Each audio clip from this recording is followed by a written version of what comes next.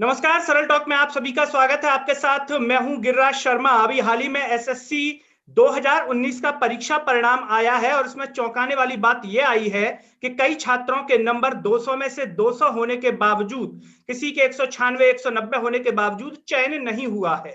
अगर बात कर लें हम किसी भी नेता के पुत्र सुपुत्र की, अगर वो इतने नंबर ले आता तो शायद उनके घर में जलसा निकलने लगता, इतने अंक आने के बावजूद। लेकिन यहां पर आम आदमी की अगर हम बात करें तो उनके बच्चों के इतने अंक आने के बावजूद जलसा निकलना तो दूर की बात है, उनका चयन नहीं हुआ। ये हैरत की बात देखिए, यानी कि परीक्षा व्यवस्था के हालात ये देश के अंदर है। भारत विश्व गुरु जो बनने जा रहा है उसके अंदर ये हालात हैं। ऊपर से सरकार सोती हुई नजर आ रही है। युवा बार बार सोशल मीडिया पर जगाने का प्रयास कर रहा है कि जाग जाइए सरकार, देख लीजिए क्या हो रहा है शिक्षा व्यवस्था परीक्षा परिणामों में। लेकिन केंद्र सरकार है कि सोई हुई है, मध्य प्रदेश सरकार सोई हुई है, उन्हें कोई मतलब नहीं है युवाओं से। इस तरीके के हालात देश के अंदर बन गए हैं। हमारे साथ एक छात्र जुड़ रहे हैं एसएससी के, अनुराग पाठक। 400 में से 362 अंक लेके आए हैं, उसके बाद भी असफल हुए हैं। सोचिए आप, ये हैरत की बात। और ये दर्द उनका नहीं है, ये दर्द आने वाले समय में कई माता पिताओं के बच्चों के साथ हो सकता है। जो छात्र आने वाले समय में परीक्षाओं में बैठेंगे उनके साथ हो सकता है। इसीलिए इन छात्रों के दर्द को समझिए, इनका साथ दीजिए, इनकी लड़ाई में जुड़िए। ये बेहद महत्वपूर्ण है क्योंकि आज ये लड़ रहे हैं, कल आने वाले समय में आप लड़ेंगे, आपके बच्चे लड़ेंगे। सरल टॉक पर चर्चा की शुरुआत करते हैं अनुराग पाठक जी के साथ। अनुराग जी, बहुत बहुत स्वागत है सरल टॉक में। धन्यवाद सर। सबसे पहले तो मैं आपका आभार व्यक्त करना चाहूँगा, आपने जिस तरीके से आवाज़ उठाई और आप वास्तव में छात्र हित के सारे मुद्दे उठाते हैं। अब मैं आपको बताना चाहूँगा, अभी-अभी अनुराग जी, रिसेंटली मैं 19 आपसे तारीख को जानना चाहता हूं, अनुराग जी, सबसे पहले ये जो परीक्षा परिणाम है कब आया है और इसके कितने अंक आपके आए हैं ये बताइए। ये परीक्षा परिणाम आया है 19 फरवरी को और इसमें मेरे थोड़े प्रीलिम्स में नंबर कम थे, 160 नंबर थे। मेंस में आए 362, तो मतलब 522 बने। और उसके बाद जब मैंने रिजल्ट चेक किया तो मैं बाहर था। अब उसमें ये क्या हुआ, मतलब एसएससी ने इतनी विसंगति कर दी और मतलब जो 18 नवंबर का पेपर था वो बहुत इजी कर दिया। और उसके बाद जो विसंगति जब पैदा हुई तो नॉर्मलाइजेशन में क्या होता है, नॉर्मलाइजेशन कोई भी चीज अगर थोड़ा बहुत डिफरेंट है तो उसको ठीक करने के लिए होता है। इन्होंने एक पेपर को बहुत मतलब थोड़ा ठीक रखा, मतलब एवरेज, एक एवरेज पेपर था 15-16 का, जी। और उसके बाद 18 का बहुत बिलो एवरेज कर दिया, बहुत ज्यादा लो पेपर कर दिया। उस वजह से ये हुआ कि जनरली बहुत सारे एस्पिरेंट ने अच्छा स्कोर किया मैथ्स में। जी। तो उसके बाद जब इन्होंने अब नॉर्मलाइजेशन फॉर्मूले में पुटअप की ये सारे मार्क्स, तो बहुत ज्यादा डिफरेंशिएट हो गया। उन लोगों को 60-70 नंबर बढ़ गए, इधर 40-50 नंबर घटे। तो 100-120 नंबर का डिफरेंस अगर एक पेपर में क्रिएट हो जाए नॉर्मलाइजेशन के बाद, जो कि एक्चुअल में होना ये था कि हाँ, मैं मान रहा हूँ कि 15-16 वालों को 40-50 नंबर मिलने थे नॉर्मलाइजेशन में, 30-40 के लगभग मिलने चाहिए थे, 40-45 जो भी मिले। पर ये नहीं होना चाहिए था कि 120 मिल गए। अब चूंकि पेपर अब एसएससी ने क्या किया है, पता नहीं कहाँ से कोई टीचर पकड़ के, एक कैसा भी थर्ड क्लास टीचर पकड़ के ना पेपर सेट करा दिया। बच्चों का जो होगा बच्चे जाने, और हमें तो बस पेपर बनाना है, बस ऐसे ही रैंडमली उठा के पेपर बना दिया, पता नहीं जल्दीबाजी में क्या अनुराग जी, किया। जी, अनुराग जी, ये कमीशन अभी आपने चर्चा में कहा कि विसंगति जो इसमें आई कि एक पेपर बहुत सरल हो गया और कठिन हो गया। क्या ये विसंगति पहली बार आई है? पहले भी एसएससी के एग्जामों में इसी तरीके की कोई ना कोई दिक्कत आती रही है? एसएससी के साथ सर 5 से 6 इश्यू हैं, जो अगर आप चाहें तो मैं एलोबरेट करना चाहूंगा उन्हें। जी। जी। सबसे सबसे एसएससी क्या होता है, एसएससी में हमेशा जब से 2012 में से मैं आपको बताना चाहूंगा, 2012 में अप्रोक्स 15,000 के लगभग वैकेंसी आती थी, 2013 में 14 थी, ऐसी मतलब अप्रोक्स 14 के लगभग वैकेंसी रहा करती थी। उसके बाद क्या हुआ, जैसे ही ये मोदी सरकार आई तो इनको पता नहीं क्या हुआ, ये आत्मनिर्भर पकोड़े बकोड़े इनको जो भी अच्छा लगा हो, इन्होंने बनाने वाली चीजें चालू की। तो 2014 के बाद वैकेंसी सीधा गिर के 8,000 पे आ गई। और इसके बाद अब 2020 का भी नोटिफिकेशन आया है सर, मतलब अभी फॉर्म भरे गए हैं, नवंबर में नहीं, हाँ नवंबर में ही भरे गए थे शायद। तो उसमें मतलब 6500 वैकेंसी है, जो कभी 14-15 हजार हुआ करती है। पहली बात तो लेस वैकेंसी हुई सर। दूसरा इश्यू ये है कि इनका क्या है, एक शिफ्ट में पेपर नहीं करा सकते ये, जैसे प्री होता है, प्री तो चलो नहीं करा सकते हैं, 8-10 लाख लोग एपियर होते हैं। तो आप प्री को ऐसा करिए, जैसे मांग उठ रही है आप क्वालिफाइंग कर दीजिए, क्योंकि प्री में भी यही होता है हमेशा। जैसे क्या होता है, किसी भी परीक्षा में आपको अगर 2-4-5 नंबर किसी सब्जेक्ट में बढ़ाने होते हैं ना सर, तो बहुत एफर्ट डालना पड़ता है। लेकिन नॉर्मलाइजेशन लोग दुआ करते हैं कि हमारा इजी शिफ्ट में पेपर ना हो, कैसे भी हमें हार्ड शिफ्ट मिल जाए, तो वहां पे हमेशा एडवांटेज में रहेगा बंदा। हार्ड शिफ्ट के लिए लोग मतलब प्रेयर करते हैं, हार्ड शिफ्ट मिल जाए तो वहां पे हमेशा वो लीड में रहेगा।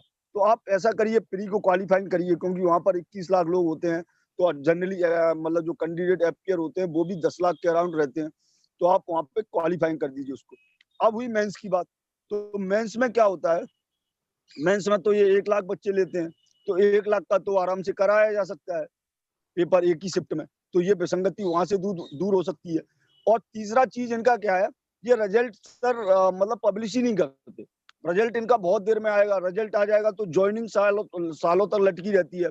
जैसे मैं 2017 की बताऊं, 2017 का प्रीलिम्स हुआ था अगस्त में, मतलब नोटिफिकेशन आया होगा 2017 फरवरी मार्च में, मतलब फॉर्म फिलअप किए गए होंगे। और उसकी ज्वाइनिंग जो लास्ट अभी कुछ विभागों में बची भी है, और बाकी नहीं तो 2020 नवंबर में हुई है।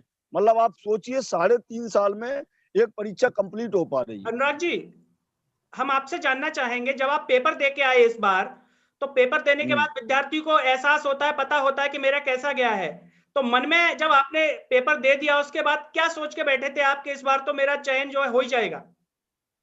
सर मैं चयन को लेकर तो आश्वस्त था, पर मैं मतलब वो वैसे बोल रहा हूँ सर फ्रेंकली, कि मतलब इंटरव्यू पोस्ट के लेस चांस थे। पर मैं ये प्रेडिक्ट कर रहा था कि कोई ना कोई पोस्ट मुझे मिल जाएगी, जिससे मैं थोड़ा सा या तो अगली बार पेपर देके कोई ठीक ठाक पोस्ट लूंगा, नहीं तो फिर मैं क्विट करूंगा या कहीं अन्य जाऊंगा, जो कुछ भी मुझे करना होगा। पर मैं ये बिल्कुल श्योर था कि कुछ ना कुछ मतलब पोस्ट मिल ही जाएगी, नॉन इंटरव्यू मिल सकती है कुछ भी। लेकिन जब देखा तो, और इसका तो सोचा ही नहीं था कि सर लिस्ट 3 में नहीं होगा। ये तो मतलब बिल्कुल कॉक श्योर था कि मतलब इसमें तो आना ही है। ये पहली बार हुआ, मैंने 1-2 बार और परीक्षा दी, उसमें हर बार होता था मैं लास्ट राउंड तक गया, लेकिन इसमें तो लिस्ट में ही नाम नहीं था। तो मैं शॉक था, थोड़ी परेशानी हुई, 1-2 दिन थोड़ा मानसिक स्थिति भी खराब हुई, पर फिर खुद को संभाला। अब देखते हैं क्या है। जब आपके माता पिता को आपने अपने अंक बताए होंगे, उन्होंने देखे होंगे, उसके बाद उनका क्या कहना था कि इतने नंबर आने के बाद भी अगर आप चयनित नहीं हुए हैं, तो घर में चर्चा होती है, हम भाई बहनों के साथ बैठते हैं, दोस्तों के साथ बैठते हैं, माता पिता, उनका क्या कहना था, क्या रिएक्शन था, क्या शब्द उन्होंने आपसे कहे? देखिए सर गिरिराज जी, मैं एक चीज क्लियर बता दूं, दुनिया जो भी है, आप कितना भी एफर्ट डाल लें, दुनिया आपके एफर्ट की कदर नहीं करेगी। आपको रिजल्ट देना होगा। अगर आप फेल हैं तो वो आप में लूप होल्स ढूंढेगी, आपकी कमियां ढूंढेगी। उसको ये मतलब नहीं है कि भाई वैकेंसी कम आ रही हैं या एसएससी में लूप होल्स हैं, कमीशन अपना अच्छे से काम नहीं कर रहा है। कोई किसी को मतलब बहुत रेयर चांस होता है, आप 1-2 बार फेल भी हो चुके हो, तो मतलब आदमी आपका एफर्ट नहीं देखना है, फिर वो ये देखेगा, वो रिजल्ट मांगता है। तो थोड़े से वो भी शौक थे, पर थोड़ा गुस्सा भी हुए, पर उसके बाद थोड़ा बहुत चीजों को समझे होंगे, तो फिर अब नॉर्मल है सारी चीजें। लेकिन अनुराग जी, आपके नंबर इतने अच्छे हैं, ऐसा तो है नहीं कि खराब नंबर हो तो व्यक्ति को बताया जा सकता है कि आप में ये कमी है, ये सही कमी बात। है। आपके अंक देख करके मुझे नहीं लगता कि कोई ये कहे। तो क्या, हम इसलिए आपसे पूछ रहे हैं, आप भी वहां रहते हैं, दोस्तों में, मोहल्ले में, क्या सरकार और व्यवस्था को लेकर के अभी भी लोगों में जागरूकता नहीं है कि सरकार की खामियां, ये एसएससी व्यवस्था की खामियां हैं, सरकार कोई चिंतित नहीं है युवाओं को लेकर के? सर मैं जहाँ तक है, मैंने जो पढ़ा है, वो जो अभी तक विश्लेषण किया है, तो मुझे एक ही चीज लग रही है, ये जो गवर्नमेंट है ना, अब तक की सबसे बेस्ट गवर्नमेंट है। जी। इससे इससे इससे गिरी हुई सरकार ना तो हो सकती है और ना आगे कभी होगी। लोगों ने मतलब, हालांकि कहा गया है, जो मतलब एक आवेग में सरकार चुनी है, भावनात्मक जब आप जुड़ जाते हैं, इमोशनल अटैचमेंट के आधार पे आपने चुन लिए मोदी, जय जय मोदी, घर घर मोदी। पर आप खुद देखिए 2014 में, जैसे सर आप एक आंकड़ा उठा के देखना, आईबीपीएस पीओ करके जो बैंकिंग की एग्जाम कंडक्ट कराती है एजेंसी, तो 20,000 वैकेंसी हुआ करती थी सर। जी। आज आप देखेंगे 1100 वैकेंसियां हैं, 19,000। मतलब आप देखिए 95% के लगभग रिडक्शन हो चुका है। अब जब आप कोई बच्चा एग्जाम देता है, तो एग्जाम दिया उसने, और सर 1100 वैकेंसी, फिर कट ऑफ, भाई ये सब तो होंगी। वो एग्जाम देगा तो लोग ये नहीं बोलेंगे बेटा कि गलती से अगर रह गए, तो आदमी को तो यही लगेगा भाई तुमने काम चोरी की होगी। लेकिन ये भी तो देखो, सरकार कामचोर है, कमीशन कामचोर है और इनकी नीयत खराब है सर। जी। आप जैसे अभी मध्य प्रदेश में अभी मैंने कुछ दिन पहले पढ़ा सर, जैसे कृषि विस्तार अधिकारी एक एग्जाम परीक्षा हुई। मैं हालांकि नहीं अपियर होता हूँ क्योंकि मुझे मध्य प्रदेश की परीक्षाओं से एलर्जी है। यहाँ के सिस्टम में इतना भ्रष्टता व्याप्त है। आप एक चीज प्रेडिक्ट करिए, जिस परीक्षा में 5 से 6 सब्जेक्ट आ रहे हों, 5 से 6 सब्जेक्ट, जैसे अगर मान लो मैथ का ही पेपर है, तो ये चीज फिजिबल है कि वहां आप 190 195 स्कोर कर सकते हो। जी। पर अगर 5-6 सब्जेक्ट आ रहे हैं, उसमें कंप्यूटर भी है, उसमें हिस्ट्री भी है, जीके भी है, हिंदी भी है, ये तो कैसे भी इम्प्रैक्टिकल बात हो गई, व्यवहारिक ही नहीं है। कैसे कोई ला सकता है बिल्कुल 196 सही बात कही और अनुराग। 196 लाके आप ग्रुप सी बन रहे हैं। बिल्कुल। अनुराग जी, जैसा कि ये अभी आपने स्थिति है। कहा कि ये जो सरकार है, सरकार की नीयत खराब है, लेकिन अब जब आप देखते होंगे, आप युवा हैं, सोशल मीडिया से भी जुड़े होंगे, जो तमाम मुद्दे, युवा रोड सड़क पर तो नहीं आ सकता पढ़ाई की वजह से, कि उसको पढ़ाई भी करनी है, लेकिन सोशल मीडिया पे आप जानते होंगे कि युवा अपनी हाँ आवाज है को ट्विटर के माध्यम से उठाने की कोशिश करता है बार-बार।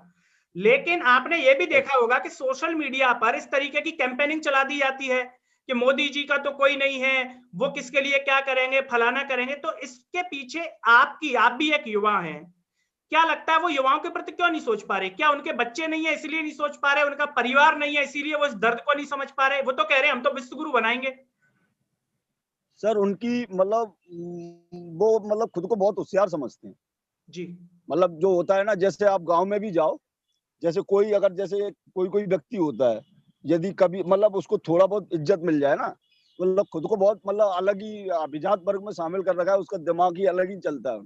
आप खुद सोचिए, आप वो ये बोलते हैं, जैसे अभी रिसेंटली मैंने उन्हें संसद में एक बयान सुना था कि वो ये बोल रहे थे कि हर व्यक्ति को, हर बच्चे को, हर व्यक्ति को अपने गली मोहल्ले में से ही रोजगार के अवसर पैदा करने चाहिए।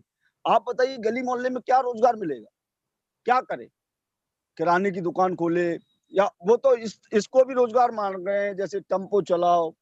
अब पढ़ा लिखा व्यक्ति टेम्पो चलाए, मैं ये नहीं बोल रहा वो गलत काम है, छोटा काम है, लेकिन आप पिछले 20-25 साल से आप पैदा होते हैं, एक बेहतर शिक्षा लेते हैं, उसके बाद रोजगार का मतलब ही ये होता है कि आपको आपकी योग्यता के हिसाब से कार्य मिले।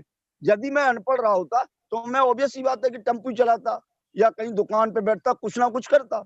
लेकिन जब मैं 20 सालों से अपना एफर्ट डाल रहा हूँ, पढ़ रहा हूँ, घर वाले भी इन्वेस्ट कर रहे हैं शिक्षा पे अपनी सारी मतलब खुशियां त्याग के, तो फिर अब मैं जाके वहां पे पकौड़े तलूं बिल्कुल। या फिर मैं वो करूं? वो मतलब छोटे ये लघु उद्योग, जैसे सिलाई करो, महिला हो सिलाई करने लगो, बुनाई करो। अरे यार क्या पागलपन है, सब लोग सिलाई बुनाई करेंगे तो मैं देश भी चलाना, लोग भी चाहिए, भी अधिकारी वर्ग चाहिए, आपको हर हर क्षेत्र में देना पड़ेगा, डायवर्सिटी होनी चाहिए। सारा मजदूर बना दोगे क्या? पत्रकार भी चाहिए हमें, है डायवर्सिटी चाहिए कि नहीं सर? हमें अच्छे पत्रकार भी चाहिए, अच्छे डॉक्टर्स भी चाहिए, अच्छे वकील भी चाहिए, अच्छे अधिकारी भी चाहिए। आप बताइए। अनुराग जी, आपके साथ के और भी मित्र होंगे, जानना चाहेंगे, आपकी मित्रों में बात हुई होगी, और ऐसे कितने छात्र होंगे ऐसे जिनके नंबर बहुत अच्छे आए हैं उसके बाद वंचित रह गए? जैसे सर मेरा तो और भी कम था, एक एक का है मतलब ऐसे 537 तक हैं। तो उसमें एक फैक्टर हो रहा है, मैथ के नंबर जिन किसी में ऐसा लग रहा है 190 से नीचे हैं, उनका बहुत ज्यादा डिक्रीज हुआ है उस फॉर्मूले की वजह से। तो ये अब ऐसा करें, या तो इनको ऐसा करना चाहिए कि जो 18 वाला री एग्जाम है उसको दोबारा से कंडक्ट कराएं, क्योंकि 18,000 स्टूडेंट उसमें 18-20,000 अपियर हुए थे, तो उसमें उनके भविष्य की बात है, उन्हें एक मौका मिलना चाहिए। कुछ लोगों का लास्ट अटेम्प्ट भी था, मैं तो चलो ये तसल्ली कर लूंगा अभी 3 महीने बाद फिर परीक्षा है, पर कुछ लोगों को अपनी अंतिम परीक्षा दे रहे थे, तो मुझे लगता है कि एक मौका उन्हें अवश्य मिलना चाहिए, ये उनका हक है। अनुराग जी, जैसा कि आपने कहा 3 महीने बाद फिर परीक्षा है, यहाँ पर ये कितना महत्वपूर्ण हो जाता है आवाज को उठाना, कि अगर अभी आवाज नहीं उठाई गई, अगर फिर से ऐसी गलतियां हो गई, फिर कोई छात्र क्या करेगा? फिर से इसी प्रकार की व्यवस्था हो गई तो क्या करेगा? सर मैं सीरियसली बता रहा हूँ, ये किसी भी मुद्दे को सीरियस लेते ही नहीं है। जैसे किसान आंदोलन हुआ, वहां 100 मरे, उनको क्या फर्क पड़ना? नहीं पड़ेगा फर्क। और मैं ये भी बोल रहा हूँ कि हम देखो, इंसान को प्रयास करना चाहिए, एफर्ट डालना चाहिए, मैं भी इस आंदोलन में हिस्सा लूंगा, पर मैं इस चीज से 100% श्योर हूँ, कॉक श्योर हूँ कि मोदी जी को कुछ नहीं फर्क पड़ने वाला है। बहुत मतलब वो होता है ना, मतलब ढीठ टाइप के होते हैं ना, जो मर रहा है मरने दो, आप समझ रहे हैं ना, वो वाले उस तरह के व्यक्ति हैं। आप अनुराग जी, 2014 से पहले की वैकेंसी उठा के देखिए सर, तब आप खुद उसको एनालाइज करिए कि कितना उसमें गिरावट हुई है। अनुराग जी, आप इस देश के युवा हैं, आने वाला भारत है आपके जैसे युवाओं में। आप जब कह रहे हैं कि उनको कोई फर्क नहीं पड़ेगा, तो इसके लिए आप क्या जिम्मेदार मान रहे हैं? आखिर आपको ऐसा क्यों लग रहा है कि देश के प्रधानमंत्री को फर्क नहीं पड़ेगा? और अगर नहीं पड़ेगा तो आखिर इसके लिए जिम्मेदार कौन है? क्या देश की जनता, इतनी जो जनता है, उसकी आवाज का कोई फर्क नहीं पड़ेगा? ऐसा क्यों सोच रहे हैं आप? सर, अब मैं आपको 2 चीजें बताना चाहता हूँ। जैसे होता क्या है, कुछ लोग जैसे अभी जॉब कर रहे हैं या कहीं न कहीं सेट हैं, तो उन लोगों को जैसे आप कहीं ये अभी जैसे मैंने पीटर कैंपन में पहले भी एमपी पुलिस भर्ती में थोड़ा बहुत सहयोग किया था।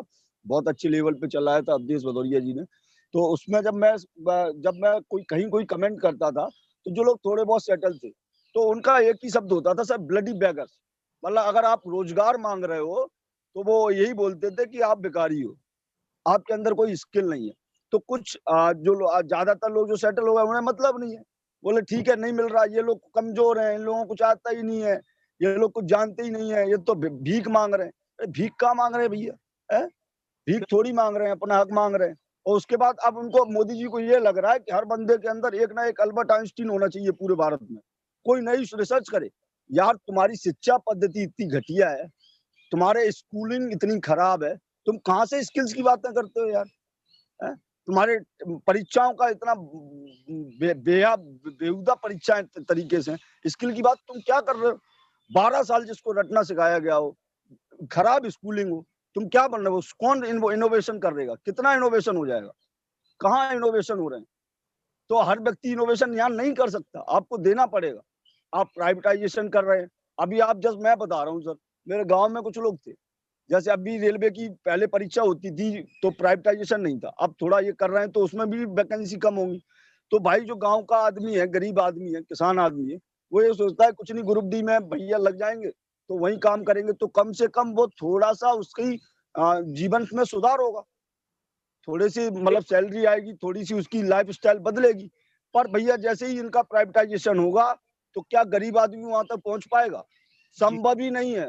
रेलवे में कभी नहीं पहुंच पाएगा ये गांव का आदमी। और जब आप, मैं ये बता रहा हूँ, आप बहुत पढ़े लिखे बनिए, जब गांव का आदमी मजदूरी करने जाएगा दिल्ली बॉम्बे, वो 10-12 हजार रुपए पे ही करेगा और उसको वही वही साला चद्दर ओढ़ के सोना पड़ेगा। इतनी बुरी स्थिति है। अभी कम से कम कुछ लोग रेलवे में ग्रुप डी में लग जाते थे, उनकी जीवन स्थिति सुधर जाती थी, तो बढ़िया थोड़ा जीवन यापन होने लगता था लोगों का। अरे जीवन यापन के लिए इतना संघर्ष है इस देश में, तो ये बहुत दुर्भाग्य है अभी भारत देश वर्षों से। अनुराग जी, जैसा कि आप इस दर्द को समझ रहे हैं, लेकिन देश की इतनी बड़ी जनसंख्या है, आप देखते होंगे, चाहे कोई सा भी मुद्दा हो, पेट्रोल का हो, किसानों का हो, आखिर विरोध क्यों नजर नहीं आता? क्या देश की जनता को लग रहा है कि सब कुछ अच्छा हो रहा है? आप पूरा चीजों को समझ रहे हैं, इतनी बड़ी जनसंख्या और क्यों नहीं समझ पा रही? क्या लग रहा है आपको? नहीं, अब सर, आप गिरिराज जी, मैं ये चीज भी आपको बताना चाहूंगा, जो लोगों के सामने जो पर्दा डला है ना, वो हट रहा है। जी। कई अब जैसे यूपी बिहार में भी अभी जैसे मैं ग्रुप्स में ऐड हूँ, तो वो लोग, मेरे को बिहार ही बड़ा पसंद है इस मामले में। बिहार के हुए कुछ यूपी इधर मेरठ इधर साइड के, उन लोगों को सारी चीजें समझ में आ रही है और वो विरोध कर भी रहे हैं।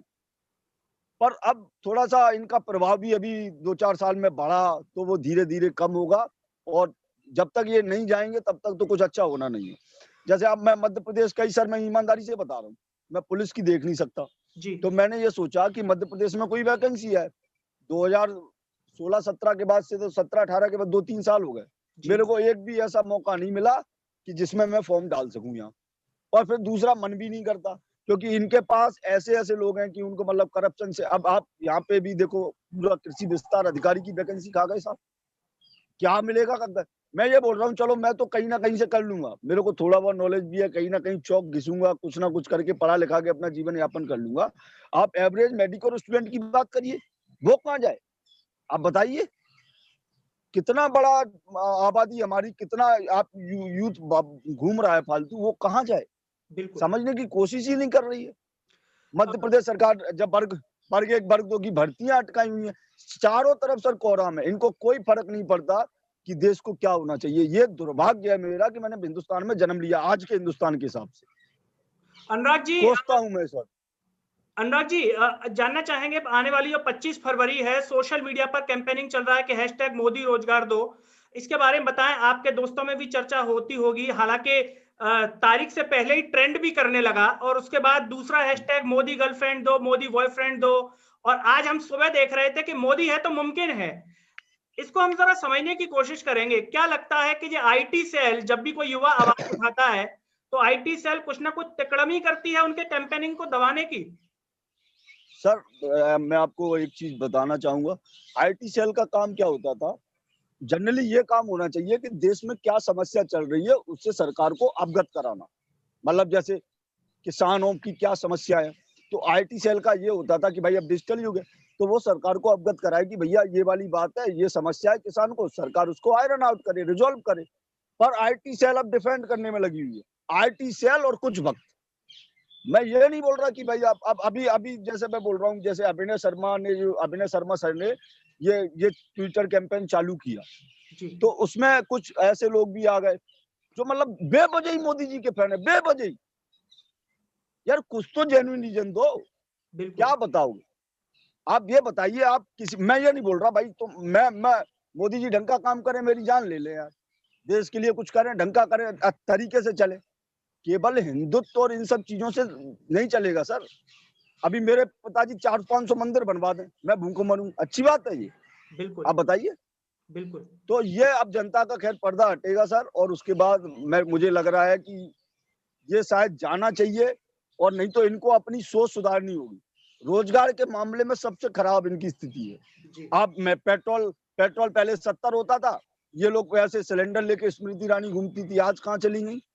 बिल्कुल। आप कांग्रेस और इनमें अंतर देखिए। मैं ये नहीं बोल रहा मैं कांग्रेस का फैन हूं, मैंने खुद 2014 मोदी को वोट दिया, 19 में दिया। आप इनका ये देखिए, जब रामलीला मैदान में आंदोलन हुआ सर, आप जी, आपने भी ऑब्जर्व किया होगा, जी, स्वयं पूरी सब मतलब एक लोकतंत्र में इतनी छूट होनी चाहिए। कांग्रेस वहां गई, उनको कन्विंस करने की कोशिश की। यहाँ किसान मर रहे हैं कई दिनों से, इनको फर्क ही नहीं पड़ेगा। मैं ये बोल रहा हूँ कितना भी बड़ा आंदोलन हो जाए। एक तो एसएससी सबसे गंदा कमीशन, उसके ऊपर से सरकार की भी स्थिति ठीक नहीं है। जी, बिल्कुल। अनुराग जी, तो युवा जैसा कि के अभी साथ आपने हिंदुत्व की बात की, हिंदुत्व को लेकर के आपने कहा कि ये उलझा देते हैं, देश की जनता को भ्रमित करते हैं।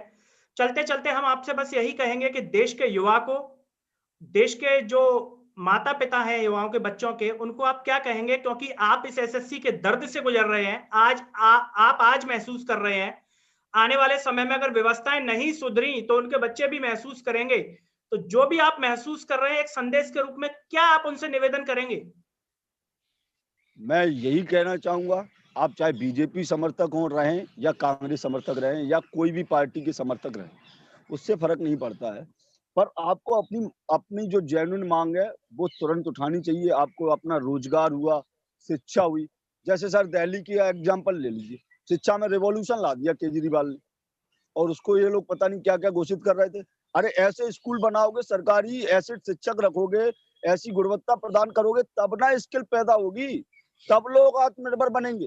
अब सरकारी स्कूल में टाट पट्टी तक तो है नहीं बैठने के लिए, और आपको बनाना है लोगों को आत्मनिर्भर, उनके अंदर इनोवेशन हो जाए। अल्बर्ट आइंस्टीन की तरह वो लोग कुछ नया सोचें, इनोवेशन करें, डेली नए स्टार्टअप बनाए। अरे यार संभव नहीं है, सब लोग नहीं कर सकते। गांव में लोगों को किताबें तक अवेलेबल नहीं है सर, आप ऐसी बातें कर रहे हैं। शिक्षक ऐसी बुरी स्थिति है, तो जब भी आप अपना वोट दें, मैं ये नहीं कह रहा कि ऐसे व्यक्ति को दीजिए जो मतलब आपकी रोजगार, आपकी शिक्षा भी सोचे। बिल्कुल। हिंदुत्व सोचे, अच्छी बात है, और आपकी शिक्षा को भी तो देखो। मूलभूत सुविधाएं, बुनियादी जरूरतें पूरी नहीं होंगी तो मंदिर भी अकेले काम नहीं आएगा। तो बिल्कुल। वो उनका उद्देश्य यही है कि आप संत बन के घूमो।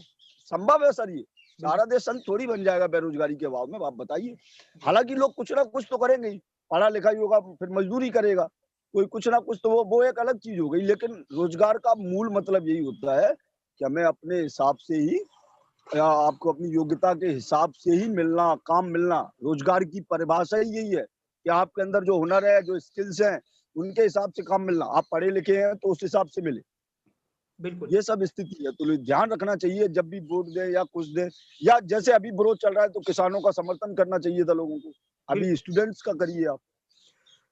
तो जो भी दर्शक हमारा एक कार्यक्रम देख रहे हैं, अनुराग जी ने साफ तौर पर कहा कि सरकार की नीयत खराब है, सरकार अपने अहम में जी रही है, सरकार को कोई चिंता नहीं है, और वो इस देश के युवा हैं और साफ तौर पर कह रहे हैं कि सरकार को कोई फर्क नहीं पड़ेगा, एसएससी की इस व्यवस्था से युवाओं की आवाज उठाने से कोई फर्क नहीं पड़ेगा। सरकार अपने एम में जी रही है कि हमसे बेस्ट तो कोई है ही नहीं, हम जो कर रहे हैं वो बढ़िया कर रहे हैं। लेकिन साफ तौर पर उन्होंने कह दिया कि किसी का भी मुद्दा हो, आप सभी को साथ देना चाहिए अगर आप चाहते हैं आने वाले समय में हिंदुस्तान को बदलना। और उन्होंने इतनी अच्छी बात कही कि मंदिर काम नहीं आएंगे, पेट भरना होगा, आपकी पढ़ाई काम आएगी, आपका काम आएगा, मंदिर कोई काम नहीं आएगा। आप बना रहे, अच्छी बात है। इतनी बेबाकी से इस देश के युवा ने बात रखी है, आपको समझना होगा। आज उनके साथ हो रहा है, कल आपके साथ होगा, आने वाले समय में किसी और के साथ होगा। अनुराग जी, हमसे जुड़ने के लिए बहुत बहुत धन्यवाद, जो सरल टॉक के लिए आपने समय निकाला। और सभी युवाओं से एक अपील है कि इस वीडियो को ज्यादा से ज्यादा शेयर कीजिए कि सरकार तक इनकी बात पहुंचे, एसएससी तक इनकी बात पहुंचे और देश की जो हकीकत है, इस देश के युवा का जो दर्द है वो हर नागरिक महसूस करे।